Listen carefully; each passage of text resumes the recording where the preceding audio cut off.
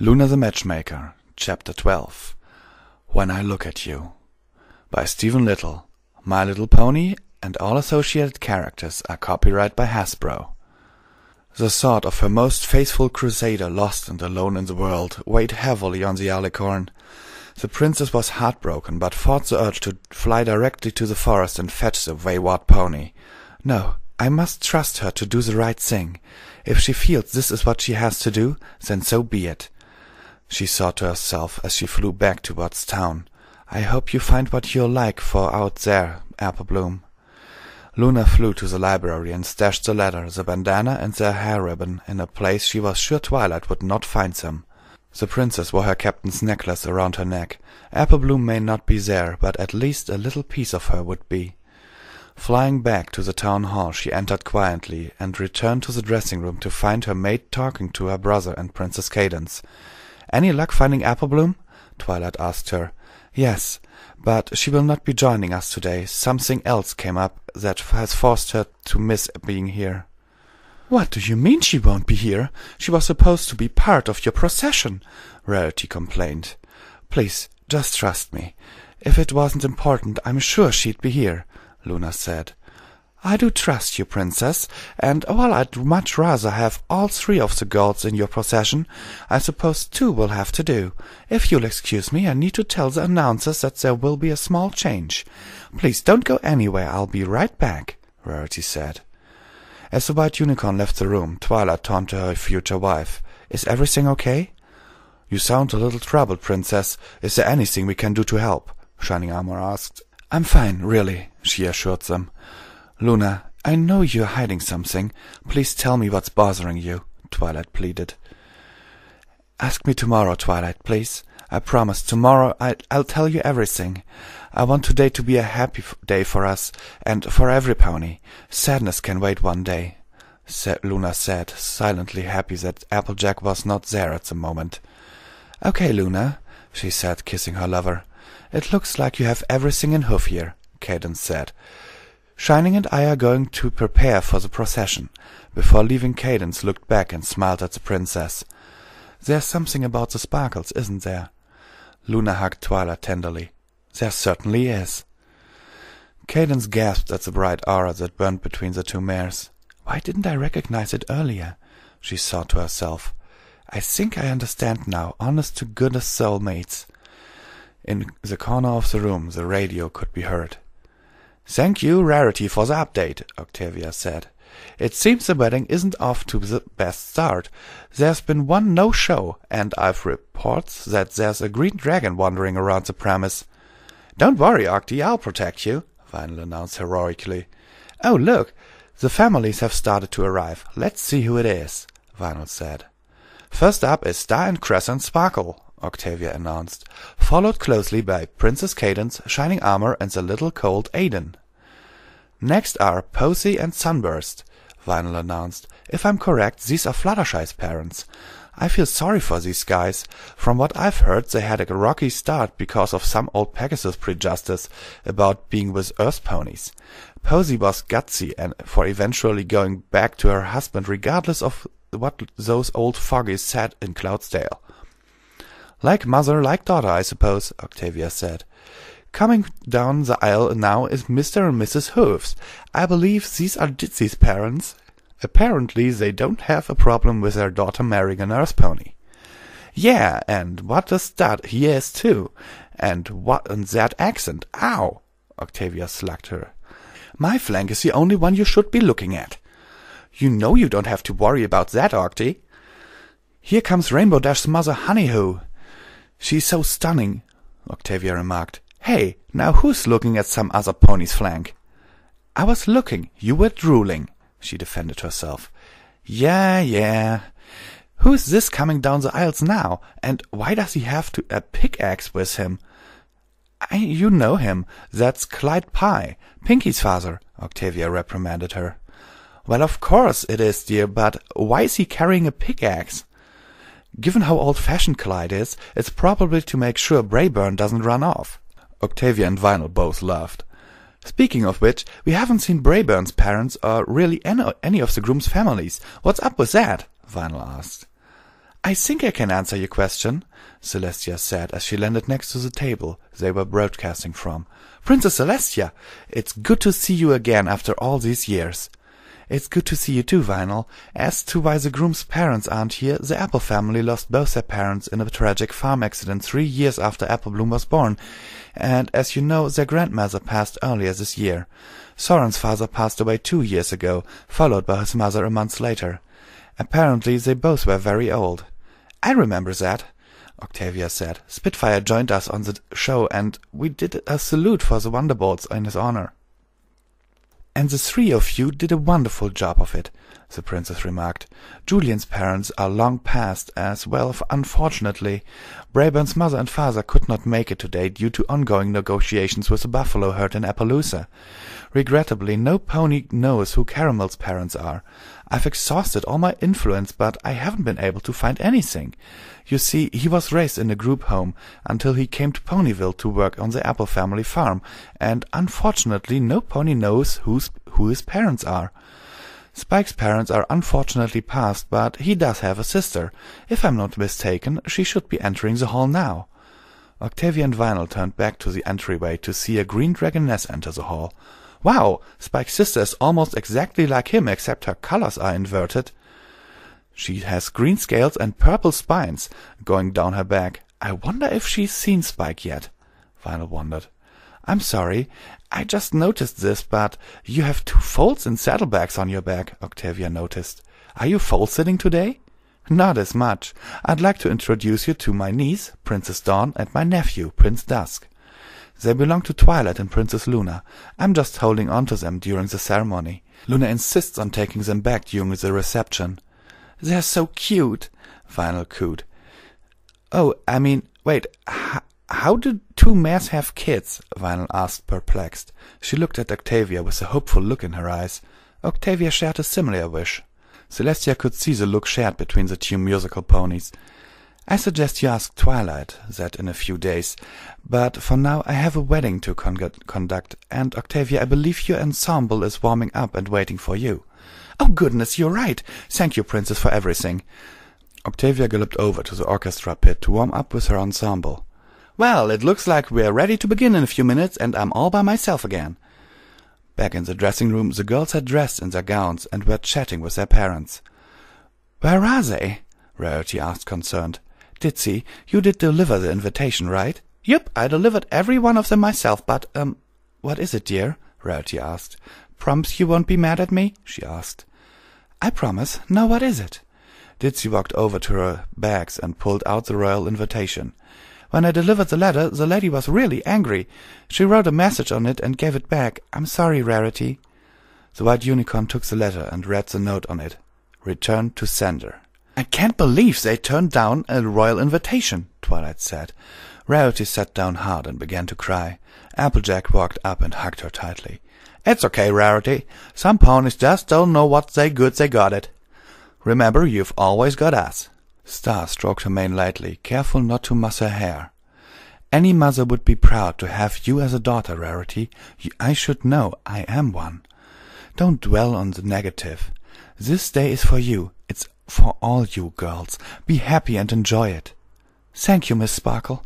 That means a lot," Rarity told her. Pinkie was whispering in her father's ear. He smiled and walked over to Rarity. "I know it's not the same, but if it's all right with you, dear, I'd be happy to walk both you and my Pinkie down the aisle." "Thank you, sir. I think I'd like that." In the background, the wedding march had begun. "I guess we better get situated.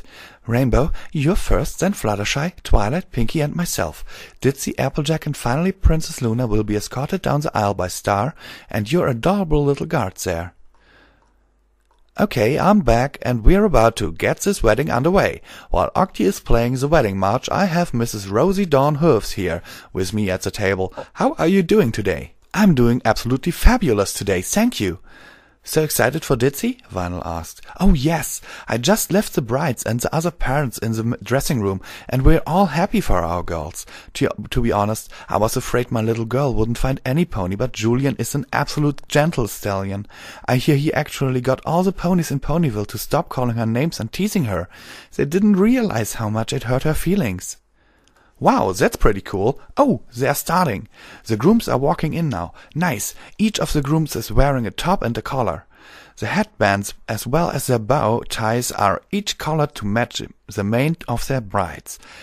That was a nice touch, Vinyl commented. Big Macintosh and Caramel have positioned themselves to the left of the aisle, while Rayburn, Julian, and Soren have turned to the right. Don't worry, folks.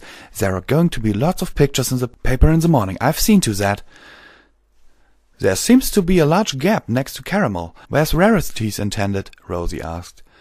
The distinct sound of chainmail could be heard in the background. I think we're going to find out. Spike slowly walked into view to gasp of the entire crowd. Oh my goodness, Rosie gasped. You didn't know she was marrying a dragon? Well, Ditsy told me the whole story. It was very romantic, but I thought that's all it was, a story. That's not a problem, is it? Vinyl asked. No, not at all. Gusty and I believe that love knows no shape. The heart loves what the heart loves. Well said. And listeners, you just have to see the picture of Spike tomorrow. Rarity has herself a knight in shining armor, literally. Spike is decked out from head to claw in shining silver plate armor with a chainmail coil beneath. Along his right side a broadsword hangs from a woven belt. He went all out on this suit. His shoulder plates are emblazoned with a symbol I've never seen before. The left half is the cutie mark of Princess Celestia's sun, but the right is Princess Luna's moon. Don't get me wrong, it looks great against the silver background. I wonder who thought it up, Rosie wondered aloud. I have no idea, but I'm sure we'll find out soon. It sounds like the brides are entering now, Vinyl announced. Let's see who's first. Rainbow Dash is walking accompanied by her mother Honeyhoo. Rainbow is stunning. That dress is so cute. I especially like the lace bit around her neck. I agree. I'm actually surprised she let someone style her mane. Let's see. Next we have Fluttershy with her father's sunburst. I wonder what her mother said when she found out she fell for an earth pony too. Like mother, like daughter. Mine too. Fluttershy is too adorable. The train behind her makes it look like she's walking on clouds, Rosie said. Is that Twilight Sparkle? You bet it is, being walked down by the aisle by her father Crescent. I know people say that a bride glows, but Twilight is actually glowing. The soft light from her unfurled wings hanging by her side is reflected off her dress and making her glow. Wow, Rarity, you outdid yourself. Wait, is that... Yes, she is wearing the element of magic. They're all wearing the elements. Cool. She already looks like a princess, Rosie Dawn commented. I've just hoofed a message. It seems that next we have Clyde Pye walking both Pinky and Rarity down the aisle, since Rarity's snooty parents can't put aside their social issues to be here for their daughter. Yes, Clyde is certainly a true gentle stallion. Wait, is that a pickaxe he has? I know. What's up with that? It looks like Rarity's gone the whole princess wedding route. The dress is very form-fitting with a flowing skirt and poof shoulders. It seems she's forgotten the concealed head and went with a simple gold tiara, Rose commented. And look at Pinky. The dress is like a cross between a wedding dress and a cocktail dress. You go, Pinks! Vinyl shouted. Pinky turned around and waved to her friends. Oh, my baby girl is next! And here she comes, accompanied by her father Gusty. Wow, look at that gown. I love how Rarity incorporated the dandelion color of Ditsy's eyes into the dress. Simply stunning. Vinyl noticed Rose softly crying next to her. Are you okay, Rosie? Yes, I'm fine. I'm just so happy for my baby, she said, wiping her eyes. I just noticed. Where did Big Macintosh go? He was up front a minute ago, Vinyl asked. There he is. He's walking his sister Applejack down the aisle. Oh, that's so sweet, Rosie said. It looks like AJ has put away her signature hat for a bright white Stetson with a gold band. The dress is a simple flowing gown that seems to float around Applejack instead of lying on her back. The simplicity of the dress is accented by her golden mane, which is normally tied up in a ponytail, but right now it's flowing freely to her right side, Vinyl said. Vinyl, here she comes. Here comes the princess. The hall has gone quiet, folks, as we await the entrance of Princess Luna. Sweetie Belle and Scootaloo, the princess's 2 junior guards, are leading the procession. Both are dressed in simple dark blue homespun tunics, with a thick woven cotton belt around their waists. On each of their beads is a corner of silver with a purple amethyst gem set in the middle. Behind them is the princess, being escorted by Star Sparkle, Twilight's mother. It looks like the princess is wearing the same gown as Twilight. She's even keeping her wings down to her sides, letting her glowing feathers reflect off the dress. Simply stunning, Rosie commented. The procession ended when Luna took her place next to Twilight in the center aisle. Octavia left the orchestra pit and galloped back to the announcer's booth. "Thank you for filling in for me, Miss Hooves." "You're welcome. I'll leave you two to finish up. I'm going down to sit with my husband." The two musical mares waved goodbye as she trotted off. "She was nice," Vinyl said. Princess Celestia walked up to the central podium directly in front of Twilight and Luna. "Citizens of Ponyville, honored guests, we are gathered here today to witness the marriage of a great number of ponies. Before we begin, if there are any here that would object to these unions, I request that they speak now or forever hold their peace." "They better not, if they know what's good for them," Vinyl yelled out while Octavia sat there mortified. Celestia smiled at the outburst while the bride and grooms blushed. "No pony?" she asked. The silence persisted. "No pony at all? Really? Darn, I haven't banished any pony to the moon in such a long time." The town hall erupted in laughter. "Good. This is not a time to be somber. This is a day of celebration. My dear sister and her friends are being married. Now, before we officially start, I'm to understand that some of you have written your own vows. Brayburn, I believe you're first." The Ember Pony gulped. "Pinky, you've made me the luckiest stallion in all of Equestria. I love you more than anything, and as long as we are both alive, I'll do whatever I can to make you feel as happy as you make me." "Oh, Brazy Wazy, I hope I can make you really, really happy, so you can make me really, really happy, and we can make each other happy forever." Pinky pulled Brayburn's Stetson hat out from some hidden spot and plopped it on her head. "You're still not getting your hat back." Brayburn laughed. "You can keep the hat, but would you mind asking your father to stop menacing me with this pickaxe?" "I'm just here to make sure you go through with it. That goes for the rest of you boys, too." There was a soft laughter in the town hall. "Oh, Daddy!" "Nicely put, you two. I think, Julian, you're next," Celestia said. "Ditzy, what can I say but thank you? When I came here, I knew absolutely nothing, but you helped me. You showed me how things work, despite, how did you put it, being a really strange pony. To me, you are the smartest, prettiest mare I've ever known. I love you with all my heart, and I always will." "Julian, you gave up everything for me. Your job, your life outside of Equestria. You've made me the happiest pony in the whole wide world. I love you so much." "Very nice. Spike?" "Dearest Rarity, what can I say that I haven't said 100 times before? I love you, I love Sweetie Belle, and I love our son Garnet. I may not be the pony of your dreams, but I promise I will always be there for you and our family, no matter what. Spike, you risked your life on more than one occasion, so that we could be together. I love you, and I'm sorry it took me so long to realize that. You've given me a son, and you've given Sweetie Belle a real father. My brave and gallant knight, while I won't always be in distress, I promise that I will always be your damsel." "That was very touching. Well done," Celestia said, a flash of an idea in her eyes. "Twilight, the stage is yours." "Princess Luna, I have always loved and admired the beautiful nights you created, but when I look into your eyes, the stars in the sky seem dim in comparison. You are the bright shining moon that lights my night, and if I can do nothing else, I want to spend my life loving you. Twilight Sparkle, you've done so much for me, and your friends freed me from Nightmare Moon. You helped me fit in after being gone for 1,000 years. When it seemed Nightmare Moon would return, you risked your life again to protect me. You've given us 2 beautiful children. Twilight, I may have been alive for over 1,000 years, but I never truly lived until I met you. Thank you. I love you." "That was beautiful, sister. But if there's no pony else, let's get started." Garnet and Dinky slowly trotted up the main aisle, pulling 2 small wagons behind them. Each of the wagons contained pillows of red satin, and bedded on that satin were 12 bracelets of gold and 2 of silver. The 2 young ponies pulled the wagons up to the front podium and stopped at the hoofs of Princess Celestia. The ruler of Equestria addressed the ponies in front of her.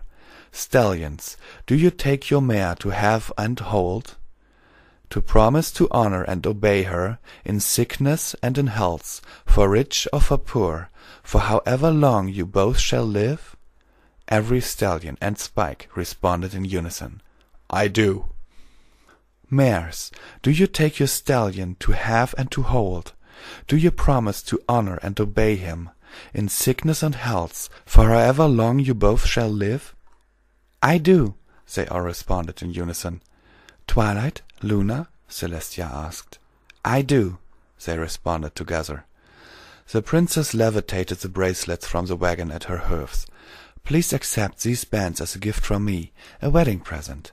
The 12 gold bracelets snapped closed over the right front hoofs of each of the ponies, except for Twilight and Luna, who received bands of silver. Each one was emblazoned with the cutie mark of their spouse, with the exception of Rarity. Her bracelet had the image of a purple and green dragon encircling the band. Inky and Blinky were beaming at this moment, so proud that Princess Celestia herself had commissioned the jewelry they made for the newlyweds. "By the power vested in me by, well, me, I pronounce you husband and wife and wife. You may kiss your bride." The crowd of guests, especially 2 loud guests in the announcer's booth, cheered the newlyweds with thunderous applause and a standing ovation. "Wait now, we are not done yet." Aiden walked in with a sparkling silver crown upon a red silk pillow riding on his back. Celestia floated the crown to Twilight's head and switched it with the element of magic. "There, I think that's better. You look like a proper princess of Equestria now," she told her former student. "Spike, may I borrow that for a moment?" "Of course, your majesty." Spike drew the sword from his side and offered it to Princess Celestia's handle first. For a longest time, any disturbance that troubled our land was dealt with by the local authorities, but I fear that in the coming years something will be needed. So I will do something I have not done in over many, many years. Stallions, mares, Spike, please kneel." The newlyweds knelt before the princess. Tapping the swords to the shoulder of each pony, she called them by name. "Arise, Sir Mackintosh, Lady Fluttershy, Sir Caramel, Lady Applejack, Sir Spike, Lady Rarity, Princess Twilight, Princess Luna, Sir Brayburn, Lady Pinky, Sir Julian, Lady Ditzy, Sir Soren, and Lady Rainbow Dash. I announce you all knights of the realm, protectors of Equestria." Again the guests enthusiastically cheered the new couples. Princess Luna walked up to the podium and addressed those in attendance. "For many, many years the emblem of our land reflected which of us sat on the throne.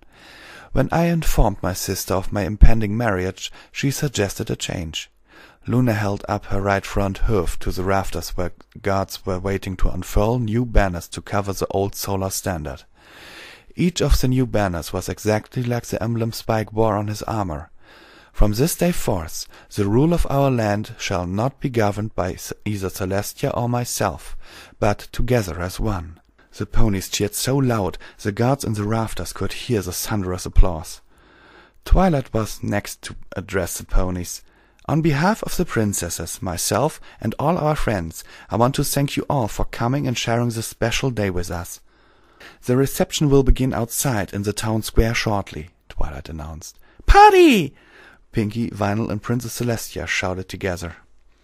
The entire of Ponyville Town Center had been decorated for the event.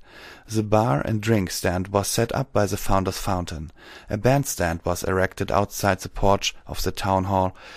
During the ceremony, all the instruments used by Octavia's ensemble were moved outside. A turntable and speakers were set up next to the bandstand for Vinyl's use as well. Tables and chairs had been arranged around the town hall to create a large dancing circle. So many flowers, garlands, and vibrant bouquets were strung around the square it had actually cleared out the tree flower shop belonging to Rose, Lily, and Daisy. The arrangement of the colorful flowers gave the town square the appearance of a single large garden. "That's all we have tonight, listeners. Until tomorrow, this is Vinyl And this is Octavia wishing you all a good night. And remember, the broadcast will repeat in half an hour, so if you missed anything, you can listen again.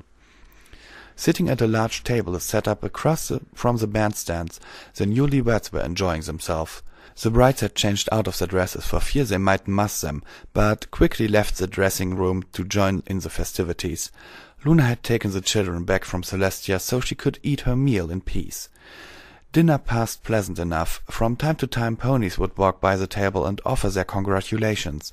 Princess Celestia could see the polite but bored faces around the reception and decided to take action. Slowly walking over to the bandstand, she had whispered conversation with Vinyl Scratch, then walked back over to the table. A microphone briefly screeched. Vinyl Scratch was in her element. "Wow, there are some serious bored faces out there. Let's get those hooves moving and start this party right!" She spun her records and amped up the volume as the music started. Vinyl hopped onto the dance floor, pulling Octavia with her. Soon the crowd started to grow. Pinky, Applejack, and even Celestia got out on the dance floor. The song ended and Vinyl found 2 fillies at the turntables. "I suppose you want to do it now?" "If you're not too tired. You were awesome out there," Scootaloo said. "Yeah, I'm pretty awesome." "No, I'm not too tired. A nice slow song will relax me." "Hey, Octy, you ready for the special request?" "Of course. Just let me get things prepared with the others." Octavia turned to her group and made sure they had the music and understood she wanted to play the music half a beat slower than the sheet music called for. "We're ready over here when you are." "Okay, kids, I'll announce us. You 2 stand in front of the turntables with your microphones. You remember when to come in?" "Yes, thanks again, Miss Vinyl," Sweetie Belle said. "No problem, kiddo." Pulling a guitar case out from behind the turntable, Vinyl walked up the bandstand and sat on a chair while she adjusted the microphone. Octavia moved her double bass next to the unicorn in preparation to play. Opening the case, Vinyl pulled out a shining black and brown John Nager Stratocaster electric guitar. "Okay, every pony, we've had a special request for tonight for a special song sung by Sweetie Belle and Scoot for the newlyweds." The music started with Vinyl strumming the guitar when Octavia and the rest of the group slowly came in. At the appropriate beat, the girls began singing. "It's been a long road, getting from here to there. It's been a long time, but my time is finally near. And I can feel the change in the wind right now. Nothing's in my way. And there's nothing's gonna hold me down no more. No, they're not gonna hold me down. 'Cause I've got faith of the heart. I'm going where my heart will take me. I've got faith to believe I can do anything. I've got strength of the soul. And no one's gonna bend or break me. I can reach any star. I've got faith, faith of the heart." The couples listened to the music, leaning against each other. Spike and Rarity couldn't help but think the song was meant for them especially. With all they'd been through the last few years, they had almost given up hope, but they were here, married at last. When the music stopped, the girls left the last note of their voice hang in the air until the crowd erupted in applause. "Okay, now, colts and fillies, it's time for the Pegasus dance. If you got wings, then get your flanks out on the floor for final instructions." Every Pegasus had poured onto the dance circle. The Wonderballs, who had dressed in their uniforms for the wedding, were weaving through the group with boxes on their back. Rainbow Dash and Soren approached Twilight and Luna. "Ladies, would you care to join us?" Soren asked. "But we're not Pegasi. The dance is for them," Luna protested. Princess Cadance came up and put a wing on both Twilight and Luna. "This dance is for flyers, and we need both of you out there, or our surprise will be ruined," Cadance told her. Rainbow grabbed Twilight and Luna and pulled them onto their hooves. "What about you?" Luna asked her sister. Celestia floated the twins off Luna's back. "Don't worry about me. I'll just watch the twins until you get back." The 2 princesses were led off to the dance floor and noticed something odd. Every Pegasi on the floor, including Rainbow Dash and Soren, had multiple glow sticks matching their main color tied to their wings. The glow effect from all the Pegasi was bright enough to light the dance circle. "What is all this, Rainbow Dash? Why do you have those things tied to your wings?" Twilight asked her. "I got the idea from you, actually," the Cyan Pegasus told her. "Just wait and see. This is going to be so awesome."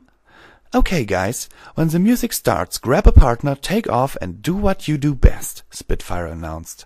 The music started abruptly. Vinyl had picked a fast-paced song with plenty of bass. All the Pegasi took off into the air, weaving and dodging around each other. At the center of it all was Luna and Twilight.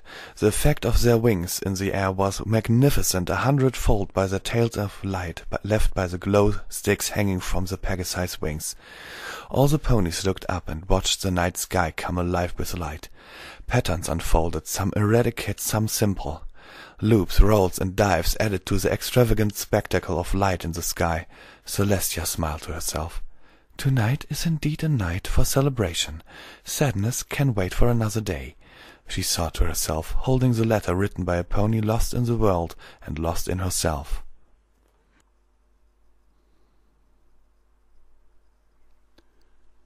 Okay, every pony, this was Luna the Matchmaker by D. Lazarus, or aka Stephen Little. I have read the story completely now. This was the final chapter. I think I forgot to mention that at the beginning, but now you know it is. Well, I think that story was good. Really, I think it was, overall. There were a few things which I didn't really like, but that's up to everyone's taste. But, well, overall, a very good story. I liked really the wedding at the end, that Celestia is residing over the wedding. Really. Okay, this story is continued in Hope and Shadows, which I will also read. I don't know when, but, well, as I said in one of my announcement videos of the 28th of September this year, 2013, I will release the stories one by one.